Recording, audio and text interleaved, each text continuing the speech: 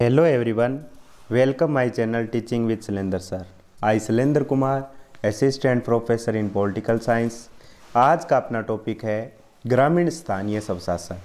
तो बिना किसी देरी किए हुए अपने टॉपिक की शुरुआत करते हैं। स्थानीय स्वशासन, पंचायती राज। पहले अपने करेंगे संवैधानिक प्रावधान।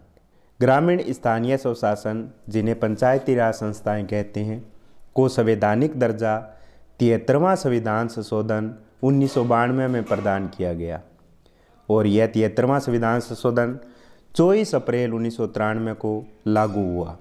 इसलिए 24 अप्रैल को पंचायती राज दिवस मनाया जाता है।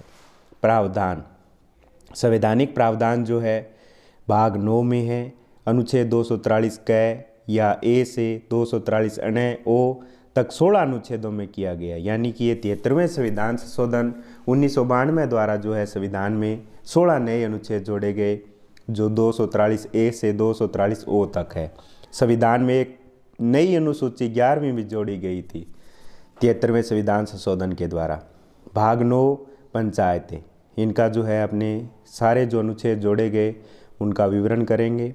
अनुच्छेद 243 में है परिभाषाएं, पंचायतों की परिभाषा है। 243 ए में है ग्राम सभा। 243 बी में है पंचायतों का गठन। पंचायतों का गठन त्रिस्तरीय है, 3 स्तर है। ग्राम स्तर पर ग्राम पंचायत, मध्य स्तर जिसे खंड स्तर कहते हैं पंचायत समिति है, यूपी में जिसे क्षेत्र पंचायत कहते हैं, मध्य प्रदेश में जिसे जनपद पंचायत कहते हैं, तमिलनाडु में पंचायत यूनियन कहते हैं, जिला स्तर जिला परिषद। अनुच्छेद 243 में है पंचायतों की संरचना, जिसमें स्थान प्रादेशिक निर्वाचन क्षेत्रों से प्रत्यक्ष निर्वाचन द्वारा भरे जाएंगे। अनुच्छेद 243 डी स्थानों का आरक्षण, सभी पंचायत क्षेत्रों के पदों पर अनुसूचित जातियों एवं जनजातियों के लिए सीटें सुरक्षित होगी। अनुच्छेद 243 ई पंचायतों की अवधि, पंचायती राज संस्थाओं का कार्यकाल अपने प्रथम अधिवेशन के लिए नियत तारीख से 5 वर्ष तक का होगा, इससे अधिक नहीं। किसी संस्था का विघटन किए जाने की स्थिति में विघटन से 6 माह के भीतर चुनाव करवाने आवश्यक होंगे। अनुच्छेद 243 एफ सदस्यता के लिए निर्हरताएँ। फर्स्ट है राज्य के विधानमंडल द्वारा निर्वाचन से संबंधित विधि। सेकंड है न्यूनतम 21 वर्ष आयु। थर्ड है राज्य विधानमंडल द्वारा तय। अनुच्छेद 243 जी पंचायतों की शक्तियां, प्राधिकार और उत्तरदायित्व। 11वीं अनुसूची एवं अनुच्छेद 243 जी के अनुसार 29 विषयों को निर्धारित किया गया है। पंचायतों के जो है 29 विषय है। अनुच्छेद 243 एच पंचायतों द्वारा कर अधिरोपित करने की शक्तियां और उनकी नीतियां। 243 आई वित्तीय स्थिति के पुनरावलोकन के लिए प्रत्येक राज्य के राज्यपाल द्वारा हर 5 साल में राज्य वित्त आयोग का गठन किया जाएगा। अनुच्छेद 243 जे पंचायतों के लेखाओं की सह परीक्षा। अनुच्छेद 243 के में है पंचायतों के लिए निर्वाचन। प्रत्येक राज्य में पंचायती राज संस्थाओं के चुनाव निष्पक्ष व समय पर करवाने हेतु पृथक से चुनाव आयोग की स्थापना की जाएगी, जिसका प्रमुख राज्य निर्वाचन आयुक्त होगा। अनुच्छेद 243 एल संघ राज्य क्षेत्रों को लागू होना। अनुच्छेद 243 एम इस भाग का कतिपय क्षेत्रों को लागू न होना। अनुच्छेद 243 एन विद्यमान विधियों और पंचायतों का बना रहना। अनुच्छेद 243 ओ निर्वाचन संबंधी मामलों में न्यायालयों के हस्तक्षेप का वर्जन। पंचायती राज से संबंधित समितियां, संविधान द्वारा निर्माण करते समय पंचायती राज व्यवस्था के महत्व को सामने रखा गया और संविधान के अनुच्छेद 40 में इसका प्रावधान किया गया। पहली जो समिति बनी वो थी बलवंत राय मेहता समिति, जनवरी 1957 में। मेहता समिति ने 24 नवंबर 1957 को अपनी रिपोर्ट प्रस्तुत की, जिसमें सत्ता के लोकतांत्रिक विकेंद्रीकरण पर बल देते हुए देश में त्रिस्तरीय पंचायती राज व्यवस्था की स्थापना की सिफारिश की गई। 2 अक्टूबर 1959 को सर्वप्रथम राजस्थान में नागौर जिले के बगदरी गांव में तत्कालीन प्रधानमंत्री जवाहरलाल नेहरू द्वारा पंचायती राज व्यवस्था का उद्घाटन किया गया। 11 अक्टूबर 1959 को आंध्र प्रदेश में सादिक अली अध्ययन दल 1964 राजस्थान सरकार द्वारा पंचायती राज व्यवस्था में सुधार हेतु यह अध्ययन दल गठित किया गया। गिरधारी लाल व्यास समिति 1973 अशोक मेहता समिति 1977। दिसंबर 1977 में जनता पार्टी की सरकार ने अशोक मेहता की अध्यक्षता में पंचायती राज संस्थाओं पर एक समिति का गठन किया। इस समिति ने 132 सिफारिशों की, जिसमें फर्स्ट एक है जिला एवं पंचायत समिति स्तर पर द्विस्तरीय पद्धति में बदलना चाहिए, अर्थात ग्राम पंचायत के स्थान पर मंडल पंचायतें गठित की जाएं। सेकंड है दलगत आधार पर पंचायती राज चुनाव, GV राव समिति 1985। ग्रामीण विकास एवं गरीबी उन्मूलन कार्यक्रम की प्रशासनिक व्यवस्था के लिए योजना आयोग द्वारा 1985 में GV राव की अध्यक्षता में एक समिति का गठन किया। LM सिंघवी समिति 1986। 1986 में राजीव गांधी सरकार ने लोकतंत्र व विकास के लिए पंचायती राज संस्थाओं का पुनरुद्धार पर एक समिति का गठन किया, जिसका नाम है LM सिंघवी की अध्यक्षता में किया। PK थुंगन समिति 1988। संवैधानिकता पर विचार हेतु समिति। 73वां संविधान संशोधन अधिनियम 1992 16 दिसंबर 1991 को PV नरसिम्हा राव सरकार द्वारा पंचायती राज के संबंध में 73वां संविधान संशोधन विधेयक लोकसभा में प्रस्तुत किया गया। 22 दिसंबर 1992 को लोकसभा द्वारा तथा 23 दिसंबर 1992 को राज्यसभा में पारित किया गया। राष्ट्रपति शंकर दयाल शर्मा ने 20 अप्रैल 1993 को स्वीकृति दी। 24 अप्रैल 1993 को यह अधिनियम देश में लागू हो गया, इसलिए 24 अप्रैल को पंचायती राज दिवस मनाया जाता है। 73वां संविधान संशोधन अधिनियम के अधीन प्रावधान विवरण है। एक तरफ अभिकरण का नाम होगा, निम्नतम स्तर पर ग्राम पंचायत, पंचायत समिति, मध्यम स्तर, शीर्ष स्तर पर जिला परिषद। पहले अपने करते हैं क्षेत्राधिकार।